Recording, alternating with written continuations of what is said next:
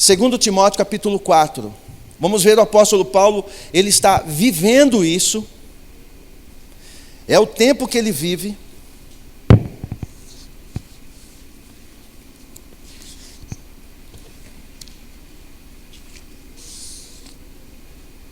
Abre aí, 2 Timóteo.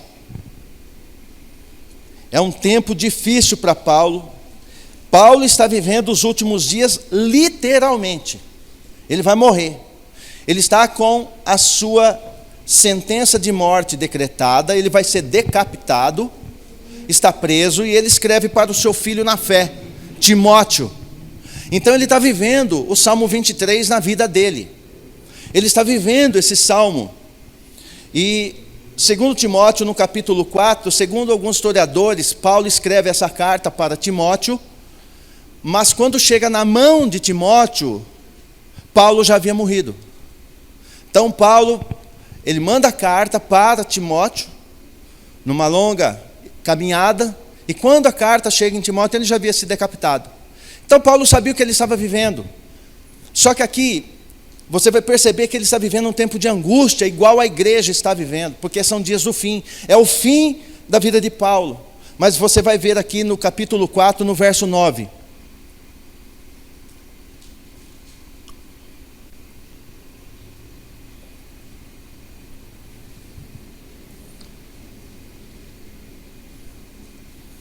Ele diz assim, ele está preso, mandando uma carta para o seu filho na fé, sozinho, só está Paulo e Lucas está ali com ele, ajudando a escrever. Se você ainda não assistiu, fazer uma propaganda de um filme bom, assista Paulo, o Apóstolo. É um dos filmes mais fiéis à palavra que eu vi até hoje. Paulo, o Apóstolo. Termina inclusive ele lendo essa carta. Diz assim o texto do capítulo 4, verso 9. Diz dessa forma: procurai vir ao meu encontro o mais depressa possível. Por que ele diz isso? Porque ele sabe que está acabando os seus dias. Aí ele vai dizer aqui algumas dores. Um homem de dores, ele diz: porquanto Demas, havendo amado mais o mundo secular, me abandonou. Normalmente as pessoas que estão, ele está falando de Demas, é alguém que caminhava junto, mas como amou mais o mundo secular, ou seja, mais o mundo lá fora, me abandonou. Quando ama o mundo lá fora, ele naturalmente ele abandona. Os Paulos, ele abandona a igreja, ele abandona os irmãos. Paulo está vivendo essa dor do abandono de Demas. Demas, havendo amado mais o mundo secular, me abandonou e se foi para Tessalônica. Crescente foi para a Galácia. E Tito para a Dalmácia. Estão fazendo a obra. Somente Lucas está comigo. Toma Marcos e traze-o contigo, pois ele me é de grande auxílio para o ministério. Você vê que ele está à beira de ser decapitado, está perto de morrer e ainda está falando de exercer ministério. Traz Marcos aqui porque ele é útil para o ministério, ele vai morrer dali a pouco. Mas olha o espírito dele. Mandei Tíquico para Éfeso. E quando vieres, traze-me a capa que deixei em Troade, porque ia inverno, muita friagem. Ele fala, eu deixei na casa de Carpo, e os livros, principalmente os pergaminhos. Alexandre, olha o detalhe, que trabalha com bronze. Olha para mim, Alexandre trabalha com bronze. Bronze nas escrituras significa juízo, significa céu fechado, significa dificuldade. Esse sujeito tinha a incumbência profeticamente de fechar o céu sobre Paulo, de maltratar Paulo, de judiar de Paulo, porque é um homem que lida com bronze. Nada a ver com as pessoas aí que são profissionais e lidam com bronze, apenas uma projeção profética do bronze. Por isso que nós temos essa, a gente costuma dizer, pai, rasga o céu de bronze, porque bronze é isso. E ele está dizendo assim, Alexandre, que trabalha com bronze, prejudicou-me severamente. Ele judiou de mim muito. O Senhor com certeza lhe retribuirá conforme suas atitudes. Vê que ele está lançando para o Pai a justiça, o juízo sobre a questão de Alexandre. E ele recomenda a Timóteo, ele fala, tenhas muita cautela com ele, pois se opôs fortemente às nossas palavras. Toda pessoa que se opõe à palavra é alguém que fecha bronze sobre a tua vida. Quando você falar da palavra e alguém for se opor severamente e começar a agredir, ele está fazendo bronze na tua história. Está fechando bronze sobre a tua vida, igual Alexandre. O que eu faço? Faz igual ele, entrega para o pai. Fala, pai, está na tua mão. Porque toda pessoa que tenta confrontar, uma coisa é eu ter desejo de conhecer a palavra. Outra coisa é eu querer confrontar para poder trazer divisão, trazer discórdia. Sabe os teólogos de plantão? Não sabe nem quem é. Mas ele quer confrontar na palavra. E ele diz assim, cuidado, tenha muito cuidado com ele, pois ele se opôs fortemente às nossas palavras. Veja, ele não se opôs a Paulo, ele se opôs à palavra. Então quem se opõe à palavra fecha bronze sobre a tua vida, fica longe. A pessoa não aceita a tua fé, não aceita a quem você crê, não aceita, não fica compartilhando, não precisa. É um desperdício de tempo. Ele diz, anda com quem quer andar. Aquele que quer andar 1 milha, você anda 2. Quem não quer andar nenhum, você sacode o pó. Não perca tempo com pessoas que querem fechar bronze sobre a tua cabeça, trazer dúvida da palavra, ficar questionando, usar psicologia, filosofia e tudo quanto é ia para dizer que a Bíblia não é verdade. Cuidado com isso, isso fermenta, isso destrói. Ele está dizendo, cuidado com Alexandre, cuidado com ele, porque ele trabalha com bronze. O papel, tem muitos Alexandres na igreja lidando com bronze por todo o planeta. Com bronze, trazendo confusão à palavra que é simples, trazendo confusão com relação à salvação de Cristo, trazendo confusão na mente. E muitos vão se perdendo, porque se fecha céu de bronze sobre a pessoa, ela entra em juízo, junto com Alexandre. Aquele que fecha bronze, ele vai entrar em juízo, e quem ficou debaixo também é ajuizado, porque deu ouvido para ele. Por quê? Porque eu tenho condição de dizer não para Alexandre. Eu tenho condição de dizer não para os Alexandres de bronze. Eu posso dizer não, falar, aqui não, isso para mim não é tese, para mim a verdade é aquela que ele pôs no meu coração. Amém? Então ele está dizendo, falando isso daqui, aí ele vai dizer algo aqui, olha o abandono de Paulo, olha como ele está abandonado, triste. Num lado cheio de fé, fortalecido, mas do outro ele está sofrendo. Ele fala assim, escreve para Timóteo e fala, olha, na minha primeira defesa, ninguém se fez presente para me ajudar. Ninguém. Nós aqui temos um ao outro. Ele não tinha ninguém para ajudar ele na primeira defesa. E ele está dizendo, eu estou sozinho.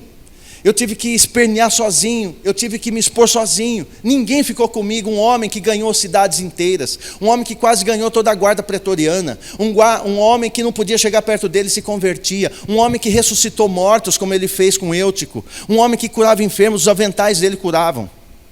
Um homem que foi ao terceiro céu, está dizendo, na minha primeira defesa, abandonado, sozinho, fui abandonado, fui deixado de lado. Ele está vivendo o vale da sombra da morte, ele está vivendo o Salmo 23.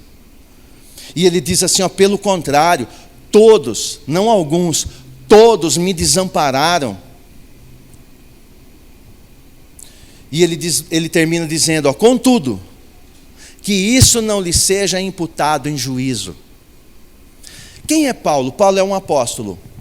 Enviado, apóstolo é um enviado, um mensageiro enviado para pregar a palavra, e ali ele abria as igrejas, colocava homens plantados ali, pastores locais, gerou muitas pessoas no espírito, pai na fé de muitos, inclusive Timóteo, e agora ele está sozinho, está abandonado. Agora presta muita atenção nisso. Eu também tenho um pastor, o meu pastor tem o pastor dele, eu tenho um pastor.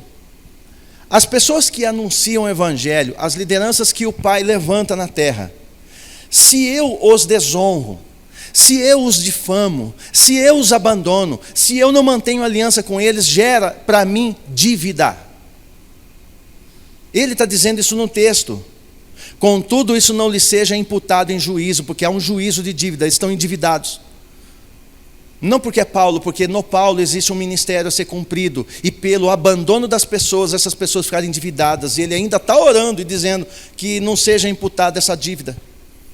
Na hora do juízo, que isso não venha a conta que ele está dizendo que o Senhor possa estar perdoando essa dívida que eles causaram por ter abandonado, não a mim, mas abandonado o ministério da palavra que nele estava. Então, pessoas sem aliança entram em dívida. Pessoas sem aliança com as lideranças que ele levanta, que o nosso pai levanta como Paulo, entram em dívidas, e ele está dizendo assim. Só que existe alguma coisa interessante no verso 16, ó, na minha primeira defesa, ninguém se fez presente para me ajudar. Ou seja, Paulo está revivendo nele mesmo as dores que Cristo passou. Ele está revivendo nele próprio a paixão e a morte de Cristo. Porque Cristo também foi abandonado. Na hora que mais precisava, foi deixado de lado. A hora que ele mais gemeu, a hora que ele mais necessitava, foi abandonado. A hora que ele mais tinha necessidade, ele foi deixado de lado. Cristo foi assim, Paulo está revivendo na sua carne, no seu emocional e no seu espírito. Ele, com tudo isso, você tem que ter fé ainda. Imagina, nós na condição de Paulo, ganhou um monte de pessoas para Cristo, mudou a vida de muita gente, agora no fim que ele precisa não tem ninguém. Ele poderia dizer, será que valeu a pena? Será que vida foi essa? Por que eu não fiquei como estava? Com certeza passou pela cabeça dele também abandonar o Evangelho, porque ele passou por essas questões. Há um texto em Colossenses, no capítulo 1, 24, 25, que diz assim, ó, veja como que Paulo está. Aqui também é Paulo, escrevendo para Colossos. Ele diz assim, agora me alegro nos meus sofrimentos por vós, e completo no meu corpo o que resta das aflições de Cristo, em benefício do seu corpo, do corpo de Cristo, ou seja, a igreja. Ele está dizendo, hoje eu estou abandonado, eu estou solitário, eu estou em angústia, com um monte de questionamentos, de pressões, não estou vendo o horizonte, porém eu sei que os meus sofrimentos por vós é completo no meu corpo, e que resta das aflições de Cristo, em benefício do seu corpo, que é a igreja, da qual me tornei servo, de acordo com a convocação de Deus, que me foi dada, outorgada para convosco, a fim de tornar completamente conhecida a palavra. Ou seja, ele está dizendo, eu sei muito bem do meu chamado, eu fui gerado para servir, eu sei o que eu estou fazendo, eu estou servindo, e as dores, o sofrimento que ele estava passando, ele está dizendo, eu sei que é só completando, para favorecer o corpo daquele que me chamou. O corpo de Cristo, que ele diz, é a igreja. O corpo é a igreja, nós somos corpo de Cristo. Ele está dizendo, eu estou me acabando, mas é por causa do corpo de Cristo. Então ele tinha noção total disso. Então ele está vivendo um sofrimento tão grande, um tempo de angústia, que eu creio que nenhum de nós alcançou esse nível. Mas tem uma chave aqui, no verso 17, ele diz assim, ó, todavia, diga todavia, diga assim, porém, mas o Senhor permaneceu ao meu lado. Ele está dizendo, Ele permaneceu ao meu lado e me abençoou. Com o quê? Com forças. Forças para que por meu intermédio a mensagem fosse plenamente proclamada. E todos os que não são judeus a ouvissem. E eu fui livrado da boca do leão. Você sabe de qual leão ele está falando, né? Está falando do inferno, falando do diabo, falando dos demônios, falando das pessoas ligadas às trevas que queriam matá-lo. Escreve isso aí. Quem ainda tem mensagem do Altíssimo na sua boca, não pode ser tragado pela boca dos leões. Paulo ainda tinha uma mensagem, e ele diz dessa maneira, eu fui livrado da boca do leão. Por quê? Porque ele estava aqui, ó, todos os que não são judeus a ouvissem, eu ainda tenho palavra na minha boca. Quando eu tenho palavra na minha boca, quando eu ainda prego a palavra, quando eu anuncio, por isso ele dizia, pregue em tempo, pregue em fora de tempo, pregue em todo tempo, porque enquanto você tiver uma palavra na boca sua, abrindo tua boca, as dos leões são fechadas. Por isso pessoas que deixam de fazer o que o Pai chamou para fazer, morrem, começam a morrer espiritualmente, depois morrem até fisicamente. Por quê? Porque não está fazendo o que tinha que fazer. E Paulo está dizendo, enquanto há uma palavra, ainda tem uma mensagem a ser pronunciada. Ele fechou a boca dos leões e me leva a entender que enquanto há uma mensagem pela minha boca a ser dita, a boca dos leões é trancada, porque é mais importante que a mensagem seja pregada. Daniel que o diga. Daniel que o diga, que foi lançado na cova dos leões, os leões dormiram, leões famintos, desesperados, mas Daniel estava ali. Daniel tinha uma mensagem profética na sua boca. Então, quando você tem uma mensagem, você continua fazendo, não fica se misturando com os problemas do mundo. Querido, você nem do mundo é mais. Você está, mas você não é mais aqui. Você está aqui, mas você não é daqui. Amém? Vamos falar isso para deixar bem claro. Diga assim, ó, eu estou no mundo, mas do mundo não sou. Porque eu não sou do mundo. Eu estou nele, mas eu não sou dele. O meu dono é outro. O meu dono me comprou com sangue. O meu dono, ele pagou um preço pelo valor que eu tinha, e você também. Então, embora eu estou ainda aqui, por causa da palavra, breve, mas muito em breve, ele vai levar a todos que são seus, porque é para ele que você vai, é para ele que eu vou, é para ele. Então nós vivemos, apesar de eu estar no mundo, não sou do mundo. Cristo já dizia isso, em João 17, 15, 16, 17, lê lá. Ele já dizia, vocês estão, mas não são. Como eu também não sou, ele diz. Então eu sou igual a ele. Então quem ainda tem mensagem do Altíssimo na sua boca, não pode ser tragado pela boca dos leões. Enquanto não chegar, isso não está escrito não, mas eu vou dizer para você, enquanto não chegar a hora da tua partida, ninguém lança a mão de você. Ninguém pode tocar em você. Enquanto não chega a hora, não tem quem toque em você. Quem está em Cristo, nova criatura é, e o maligno não lhe toca. Por quê? Por que diz esse termo? O maligno não lhe toca. Se o maligno toca é para fazer mal, mas Cristo te chamou para fazer o bem. Cristo te chamou para proclamar as boas novas. Boas novas. Se eu vou proclamar as boas novas, o maligno não me toca enquanto eu não entregar até a última letra. Enquanto eu não falar tudo que tem que ser dito. E nessa eu me sinto bem, porque é muita mensagem, é muita coisa ainda para entregar para a igreja.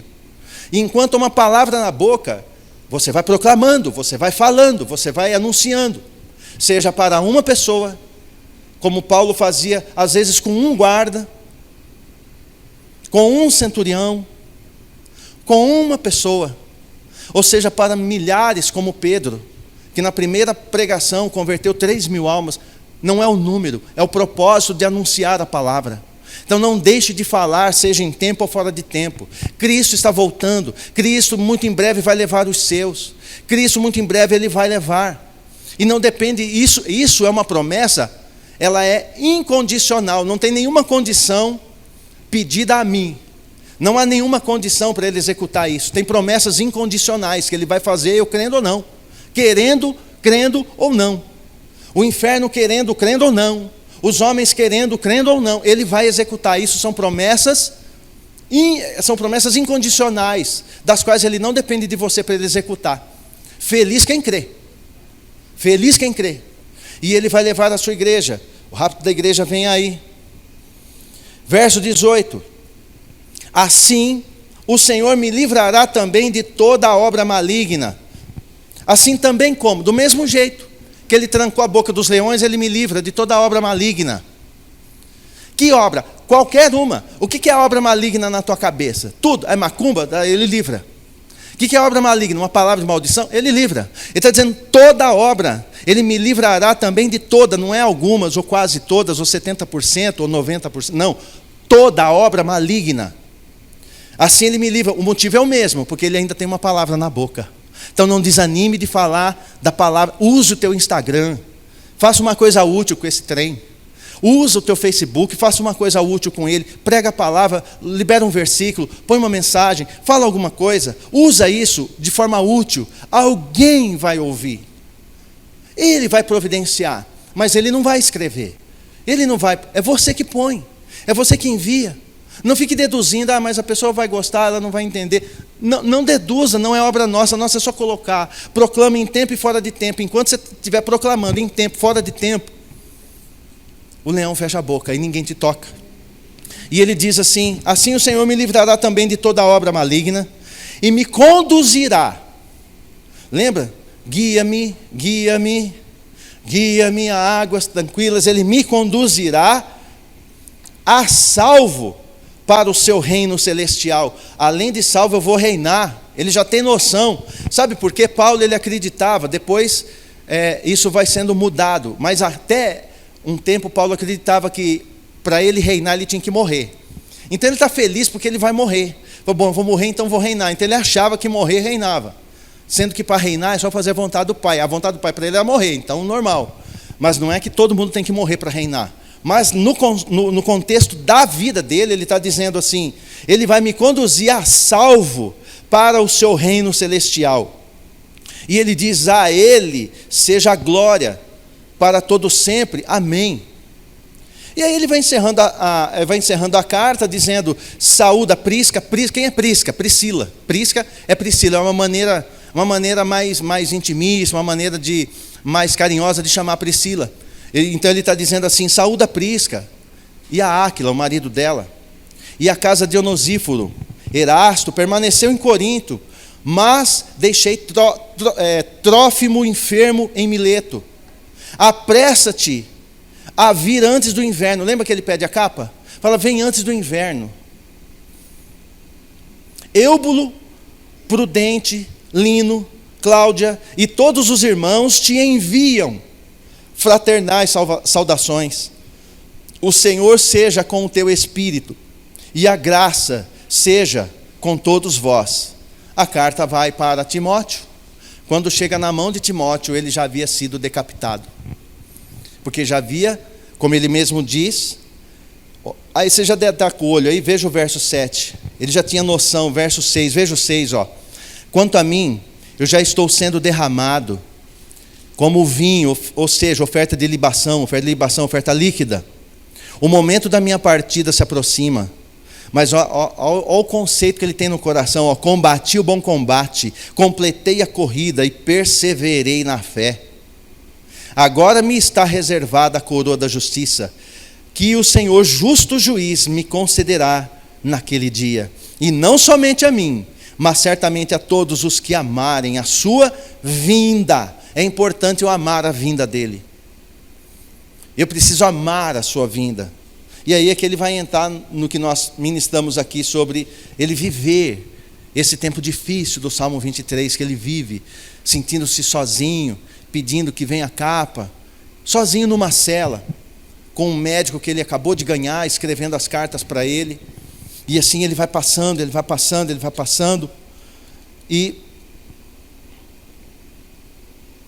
ele vai dizer assim, dessa maneira. Então Paulo, ele vive esse momento de angústia. Se você está passando tempos difíceis dentro de você, você não é o único. Todos eles passaram, mas passou por eles. Passou por eles. Não é Paulo que passou. O tempo difícil é que passou por Paulo. Então não é você que está passando luta. A luta está passando por você e ela vai embora. Do jeito que veio, ela vai. Amém? Então Paulo, ele está vivendo um tempo ali difícil, mas essa dificuldade está passando por ele. Mas ele tinha plena noção, de coração de fé, que a coroa da justiça estava guardada para ele. Então, ou seja, a palavra que ele nos dá hoje é: permanece firme, não vacile, persevere. Não desacredite daquilo que um dia você creu tanto. Não duvide de uma palavra simples. Ela é simples, mas ela pode mover a vida de milhões de pessoas. Quer alguém com a mensagem mais simples do que Cristo? Ele ganhou milhões e milhões de pessoas durante toda essa história, 2000 anos ganhando alma. Então eu preciso pregar a palavra e não desistir por causa da má notícia. A má notícia vem de fora, a boa notícia está dentro. Toda má notícia vem do lado de fora. Não tem uma má notícia que deve brotar de dentro, porque se dentro está no trono do meu coração é Ele, e Ele é bom, e Ele está aqui, Toda notícia ruim só vem de fora, porque dentro de mim tem a boa notícia. Por pior que seja a notícia, a palavra tem uma boa para rebater. E a palavra dele é muito mais poderosa do que as palavras que vêm de fora, porque a palavra que brota dentro, vindo do Espírito, brotada por aquele que habita no seu trono, no meu e no teu coração, tem um poder de arrebentar cadeias, quebrar correntes e prosseguir e seguir em frente. Então nós não podemos paralisar nossa vida, não podemos frear a nossa história. Eu não posso ficar prometendo para você. Eu buscando, assim, eu estava buscando, ele me fez fazer essa releitura dos Salmos, já fui direto no 23. Amanhã eu vou fazer um outro salmo muito, mas muito conhecido. É o Salmo 91. Então amanhã você acompanha pela live. É uma leitura diferenciada. O Salmo 91, ele é tão tenebroso, irmãos, que 10.000 cairão à minha direita, 1.000 à minha esquerda, mas eu não serei confundido. Essa palavra é tão gostosa de ouvir. Ele está dizendo assim, o Salmo 91 é de Moisés, não é de Davi. E ele está caminhando e dizendo, vai cair 10.000 de um lado, 1.000 do outro, mas eu não serei atingido. É muito gostoso ouvir isso nos olhos, mas você já parou para pensar que você está andando no meio de 11.000 cadáveres? Já parou para pensar que você está pulando corpo, pulando 11.000 defuntos, e que a qualquer momento você poderia ser atingido? Você olha, só tem morto para todo lado. É o contexto de Moisés. Então amanhã eu vou ministrar sobre o Salmo 91, mas no contexto escatológico. Amém? Para que você fique por dentro. Porque os dois salmos que mais são lidos, mais são até idolatrados, é o 23 e o 91. Então ele me levou para esses dois salmos. Hoje o 23, o qual Paulo está vivendo ele. Vale da sombra da morte, mas há um que o guia. Há um que o guia. Últimos dias. E agora? E agora faço como Davi. E agora? Agora faço como Paulo. Pego na mão dele e deixo ele me conduzir. As águas tranquilas e em paz. Pego nas mãos dele e deixo ele caminhar comigo. Eu só vou caminhando com ele. Eu não conduzo nada, ele que me conduz. Ele não me empurra, ele não me puxa, ele me conduz. Para me conduzir, ele só faz assim com o braço. Eu pego e ele me conduz. Não tem seta, nenhuma malignidade que vai te tocar se você estiver nessa condição. Independente das situações em que você vive, independente das dores que você tem ouvido, das lutas que você tem passado, repito, passarão. Aí ele diz, tudo vai passar, mas as minhas palavras não passarão. Não vai passar, a minha palavra não passa. Toda palavra ministrada, ela é permanente, ela é eterna. Toda palavra liberada sobre a esposa do Cordeiro vai cumprir, querendo o homem ou não. E deixa eu dizer algo para você também.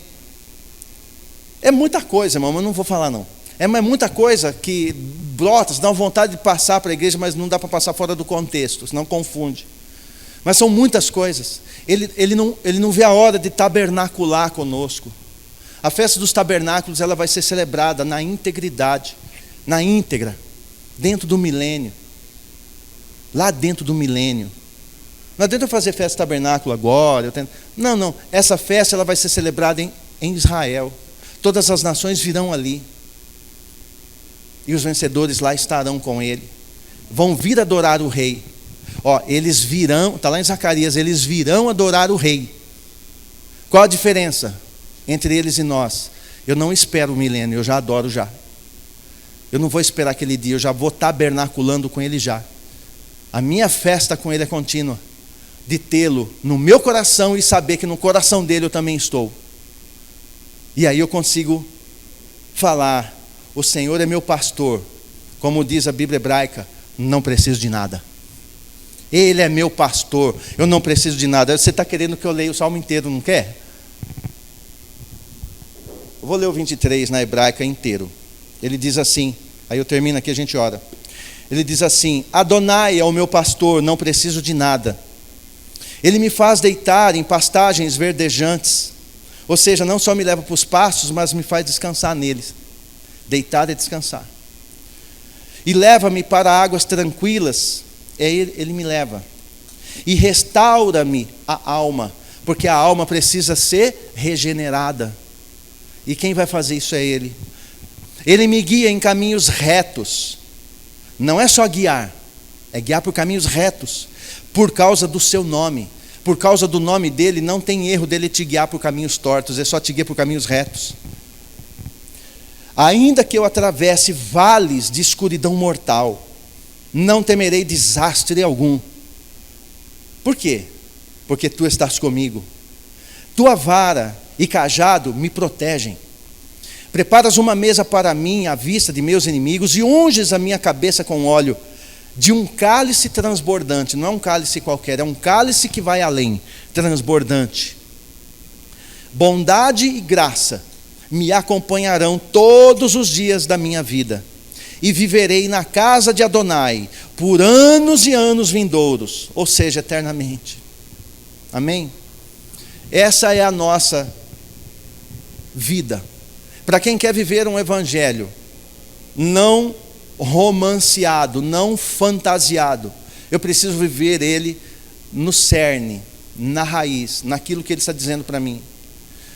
Se você pesquisar quando Davi escreve os Salmos, o estado em que ele estava quando escreveu, denuncia o estado em que eu devo estar quando eu o leio.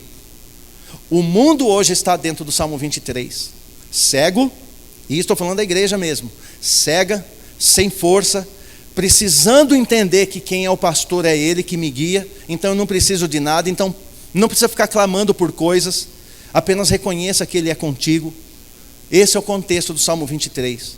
Esse é o contexto que eu preciso entender e preciso vivê-lo. E não desanimar da fé ou do evangelho. Não posso fazer isso, porque eu tenho um que é comigo. Só lembrando, ele fala assim, em João 10, eu sou o bom pastor, e o bom pastor dá a vida pelas ovelhas. Pergunta, ele vai dar ou ele já deu? Já deu. Se ele já deu, falta o quê? Eu dar a minha a ele, só isso. Se ele já deu, agora só falta que eu dê para ele. Quando eu dou para ele honra, quando eu dou para ele glória, quando eu reconheço esses princípios, são princípios, muito simples, são princípios, ele deu a vida por mim, eu dou a minha vida a ele.